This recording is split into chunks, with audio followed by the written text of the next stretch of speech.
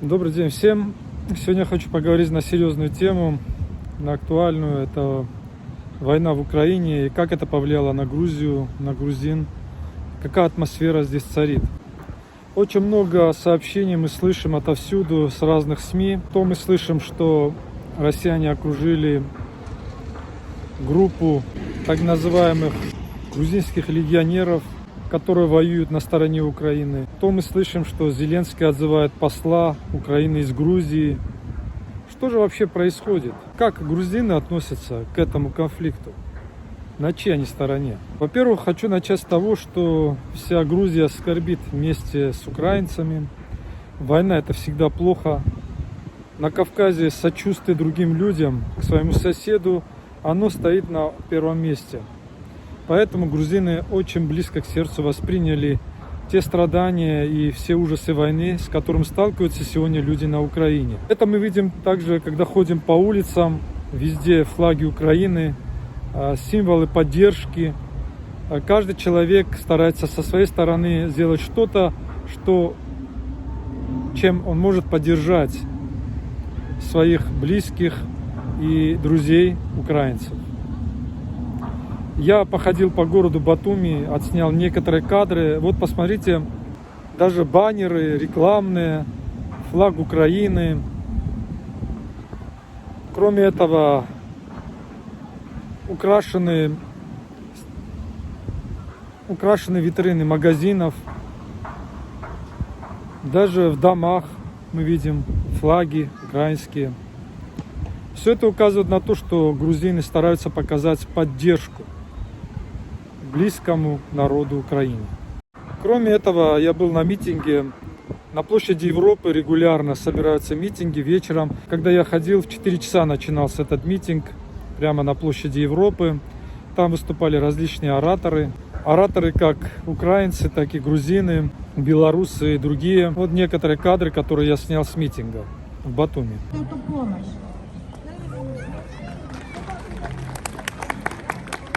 Еще раз повторю, что со следующей недели весь этот груз, в смысле все, что отправляется на Украину, собранное здесь, мы будем формировать и отправлять в форумы прямо из Батуми.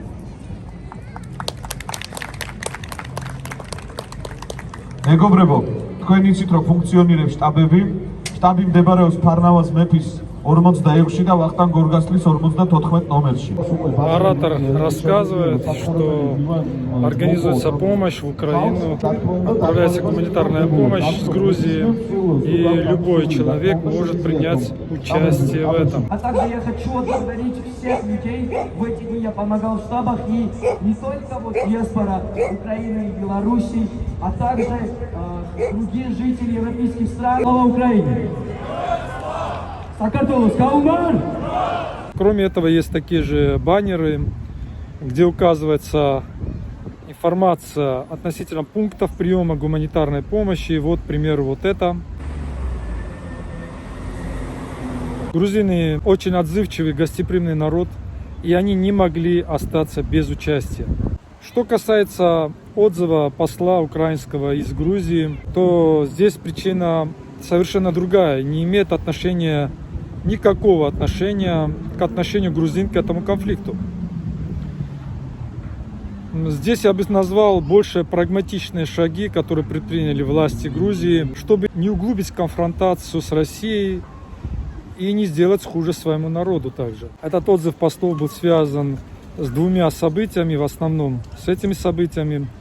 Первое, что Грузия, она отказала в рейсе самолета, который будет отправлять в Украину добровольцев. Тем самым правительство Грузии хотело подчеркнуть, что они не вмешиваются буквально в этот конфликт, так как отправка добровольцев самолетами в Украину, такой шаг бы указывал на вмешательство в эту войну.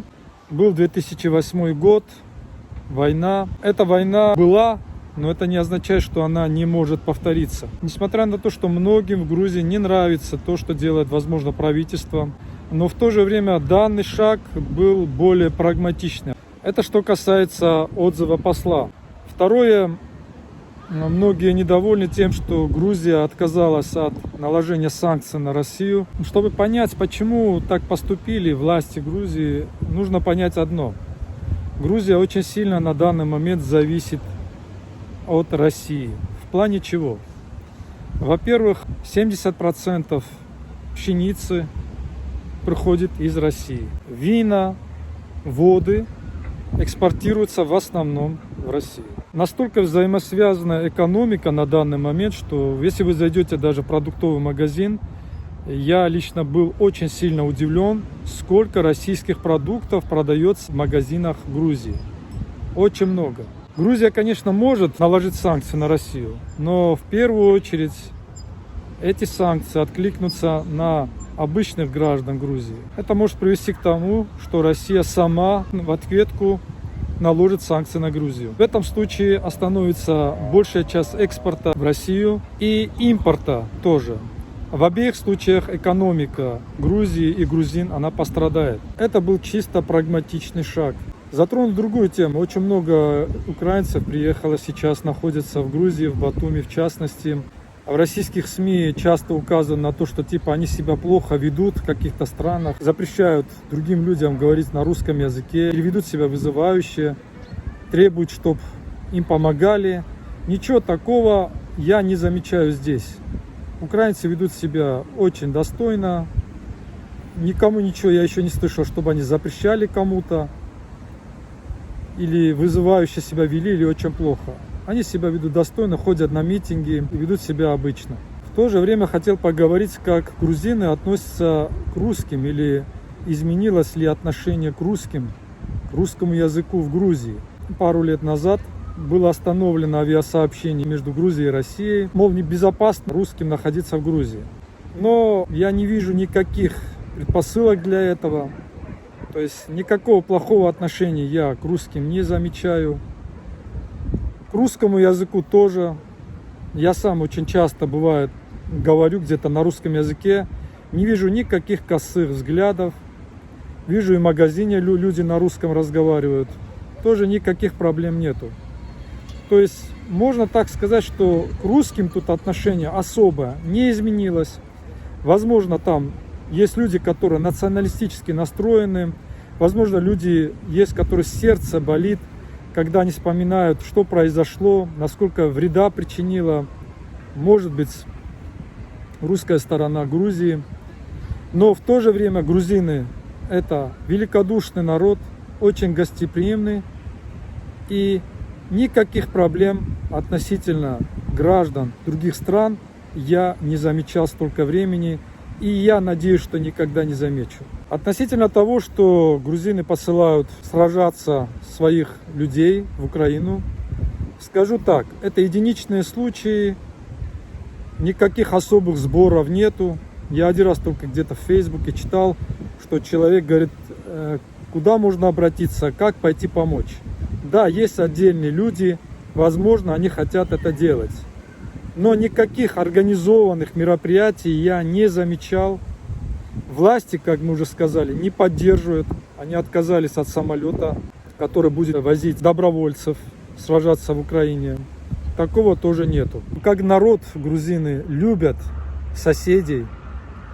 Действительно, они те люди, которые соседство, это считается чем-то святым.